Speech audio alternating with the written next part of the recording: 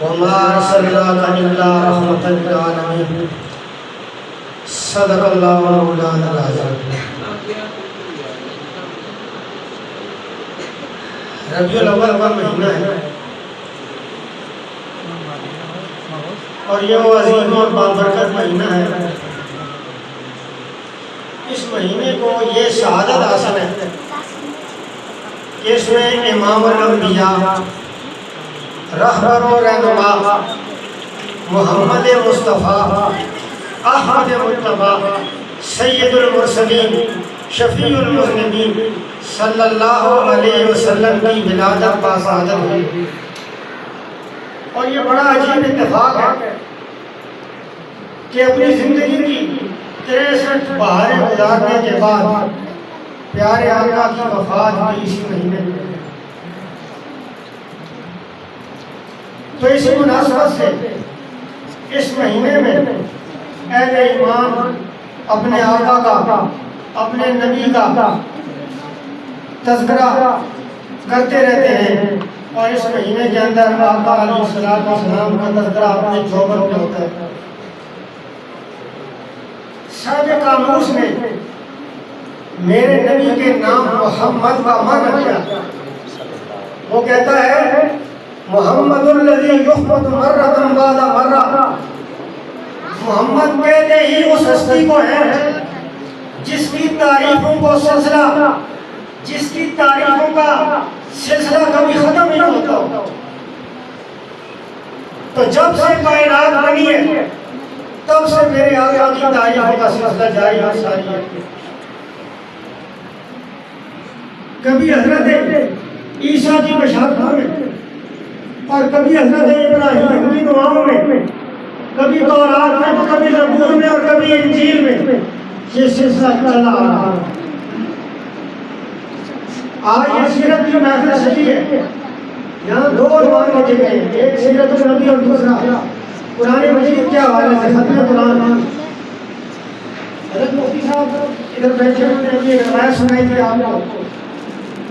کہ حضرت اماں عائشہ صدیقہ رضی اللہ تعالیٰ عنہ سے کسی نے پوچھا، صحابہ نے پوچھا کہ ہمیں پیارے آقا کی سیرت کے بارے میں کچھ بتائیں۔ تو اماں عائشہ صدیقہ نے جواب دیا، کان خلق القرآن۔ قرآن مجید کے 30 پارے، 114 سورتیں، 6000 سے زیادہ آیات، ساری کی ساری تمہارے نبی کی سیرت ہی تو ہے۔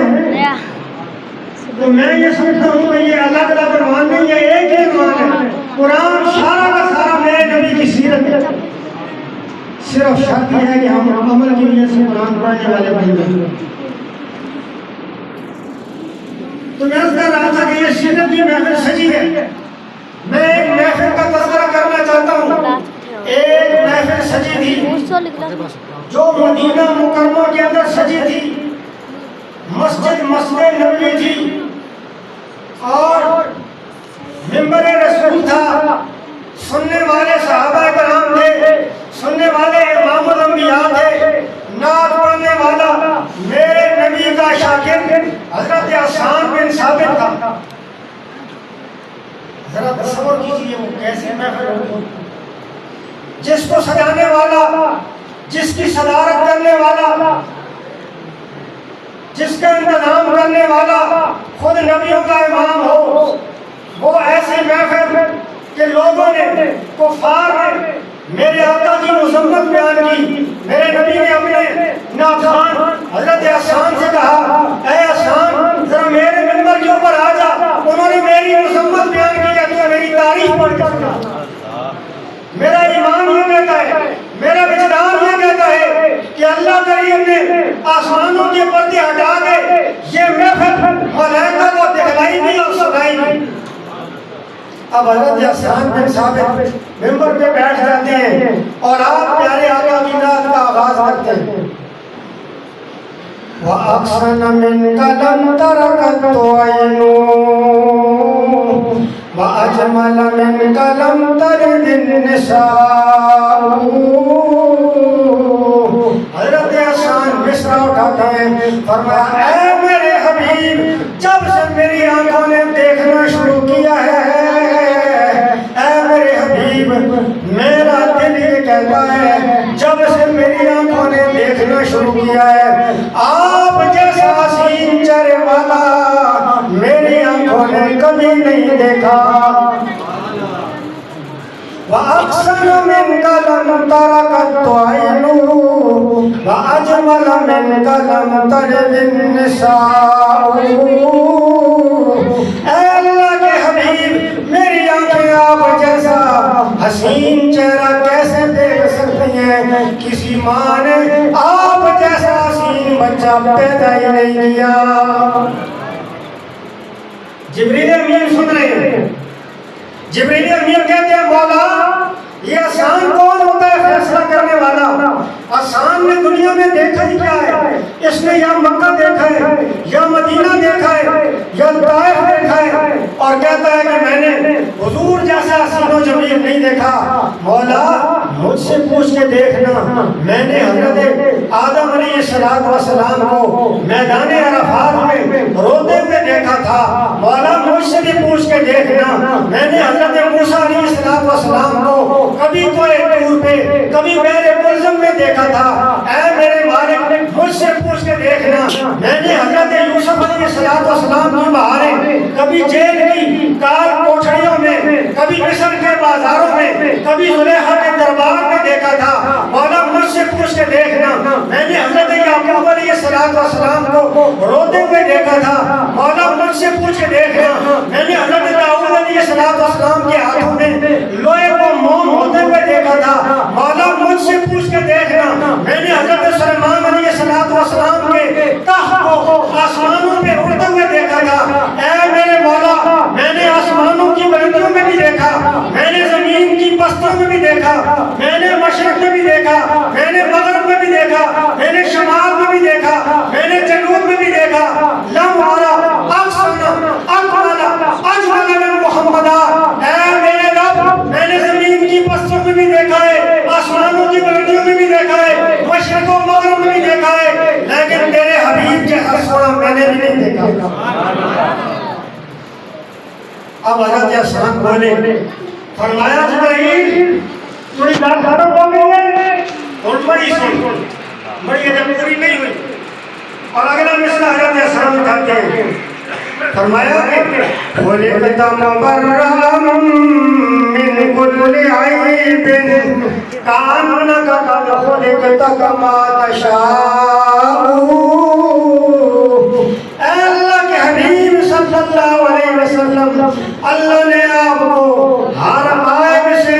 ہر عیب سے ایسے پاک پیدا کیا ہے آپ کے حسن کی رانائی دیکھتا ہوں جب آپ کی زلفوں کی حسن دیکھتا ہوں جب آپ کے ہاتھوں کی نرمائی دیکھتا ہوں جب آپ کے پاؤں کی تلیاں دیکھتا ہوں مجھے ایسے لگتا ہے جب اللہ آپ کو بنا رہا تھا تو آپ سے پوچھ کے آپ کو بنا رہا تھا سارے جوان بیٹھے اور کئی جوان بچے والے بیٹھے جب جوان صاحب تو کاروبار نکلتا ہے کیا کرتا فوراً شیشے کے گھر رہے بالوں کرے سجے موڑ سی کہتے کھبے موڑ سی پھر دیکھ سی تیرے ادھر جو ہے اس پاس ہونا چاہیے تھا کہ دل نکا اتنی شہر سے ہونا چاہیے تھا یہ اپنی خیش وہ شیشے کے چہرہ دیکھ کے نہ اظہار کرتا تھا ایک پوکھا پتلی کے لیے موٹی ہونی چاہیے تھا بال موٹے نہیں پتلے ہونے چاہیے ایسے وہ آپ نے دل میں سوچتا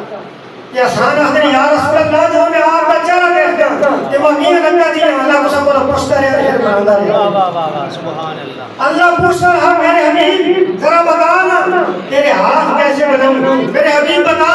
تیرا لحاف کیسا بناؤں میرے حبیب بتا تیرا پسینہ کیسے بناؤں میرے حبیب بتا تیرے پاؤں کی تلویں کیسے بناؤں تو آپ بتاتے جا رہے تھے اے میرے مولا اگر مجھ سے پوچھ کے بنانا چاہتا ہے پھر میرے ہاتھوں کو ایسا بنا دے زمین میں کھڑے ہو گئے آسمانوں کی طرف اٹھا کر چاند کو دو ٹکڑے کر کے رکھ دے اے اللہ اگر مجھ سے پوچھ کے بنانا چاہتا ہے تو میرے ہاتھوں کو ایسا بنا دے پانی کے پیالے میں ڈال دوں تو پانی کے چشمے جاری آئیں گے اے اللہ اگر مجھ سے پوچھ کے بنانا چاہتا ہے میرے لحاف کو ایسا بنا دے اگر میں کھارے ہوئے میں ڈال دوں تو سارا کنویں میں ٹھنڈا کر دے اے اللہ اگر مجھ سے پوچھ کے بنانا چاہتا ہے میرے پسینے کو ایسا بنا دے میرے پسینے کو ایسا بنا دے کہ جب مجھے پسینہ آ جائے